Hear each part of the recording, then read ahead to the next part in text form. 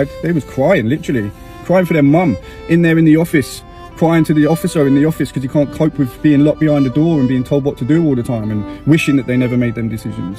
This guy wanted to share an important message directed at the youth about how they need to think about their actions to avoid the consequences that he describes in this video. It's good, people. So today I thought I'd do a little talk of stuff that's frustrating me about young people. Young people that I've worked with, young people I have discussions with and conversations with.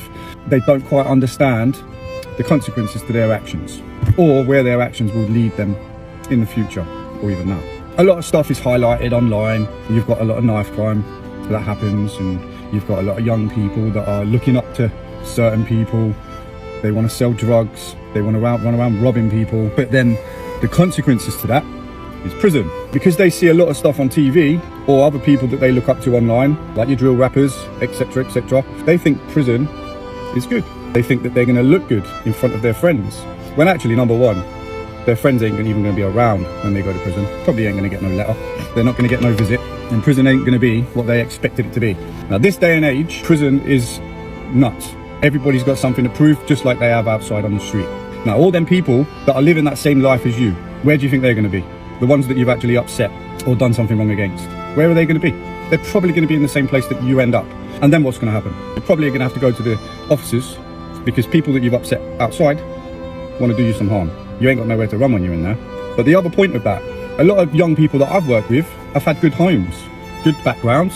Parents work, they've got money, plenty of food in the cupboard, plenty of food in the fridge. So when they get home from their antics from being outside, they can just help themselves to food when they feel like it. Or this day and age as well, a lot of young people are vaping, which I don't understand why. Some of them ain't even smoked a cigarette before. But you know, it's the new craze. But you know, these things, they can get quite simply whilst they're outside. But when you go inside, that's not so simple anymore. So you've got a prison system that is now in control of everything that you do. They control when they open your door. They control when you have your breakfast, when you have your lunch, when you have your tea. They control whether you watch the TV or not, depending on your behavior. But every week you will get a canteen sheet. Now these canteen sheets have prices on them. Now if you haven't got anybody on the outside that will send you money, you've got no hope on buying anything off of that sheet, unless you get some work. Now, things on these sheets are proper costs. So you have the prices of your biscuits and your noodles and vapes, for example, if you're old enough to smoke them. Now, you buy stuff out here and it's £6.99 a go. Exactly the same as when it is when you're in there. Now, when you're inside, when I was inside, you could only spend, if you was a standard prisoner, £15. £15, and then if you had a job, if you was lucky enough to have a job, whatever you earned from your job, you could also spend that. If you ain't got a job, then you've only got £15, and if you're an enhanced prisoner, which means that you're a good behaved prisoner, you'll get £20 to £25 on your canteen sheet. But if you don't get none of that, you can't just help yourself to food. So you're just gonna have to hold on and hope for your dinner. And most of the time when you've got nothing and you're hungry, they used to give you your breakfast in the evening, so at tea time when you could get your dinner. 9 times out of 10 people was eating their breakfast at night time because they were still hungry. So then when you wake up in the morning, you've now got to go until lunchtime when all you're going to get is a sandwich and a chocolate bar. That's it. That's all you're going to get, a sandwich and a chocolate bar to hold you through until tea time. So these canteen sheets, you live off. You have to hope that you've got money that's on your account. So whatever you're doing out here ain't going to be the same as in there. And I'm telling you now, it's going to hit home to you and you're going to realise, what the hell am I doing? Why did I do that? Why did I carry that knife? Why did I go out there wanting to sell drugs? Why did I go nicking cars or robbing and burgling houses? Because that's the reality of life. The minute that you go into jail, there's no changing. You're then in the system. But it don't just end there. When you get out of jail, you're now on license. Depending on how long you got is depending on how much of a license you're going to be on. These licenses are serious. They can recall you just like that with a click of a finger. I was out for 48 hours.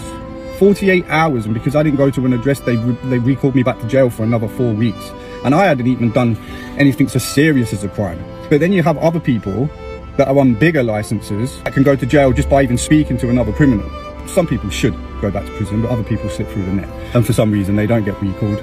For whatever reason, might have a good probation officer, who knows? But that's what usually happens. And that's going to be something that's going to be on your back until you come off of that license. Regular probation meetings, regular drug tests, which should happen, other meetings that you're going to have to go to show that you're sticking to your license conditions. But kids, listen, if there's kids watching this, prison isn't what it's set out to be. Prison isn't a place where you can make loads of money. You're going to have mobile phones and drugs galore that's flooding the prisons, because that's not happening. Because at your age, even at my age, when I've done the stuff that I've done throughout my time, I've never been that person that's at the top. I've always been floating down the bottom.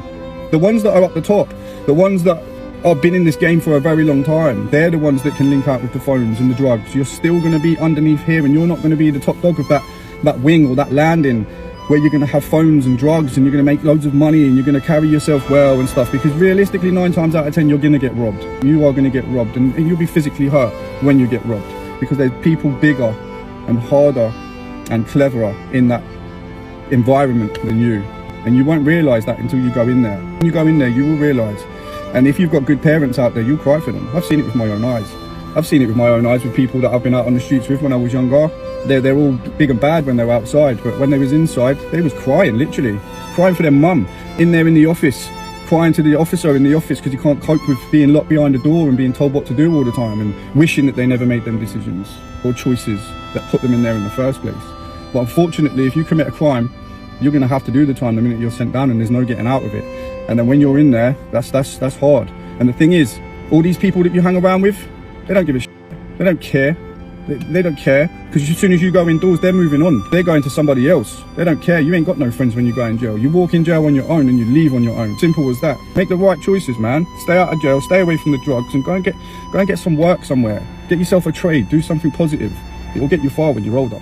Now, that was quite an emotional video.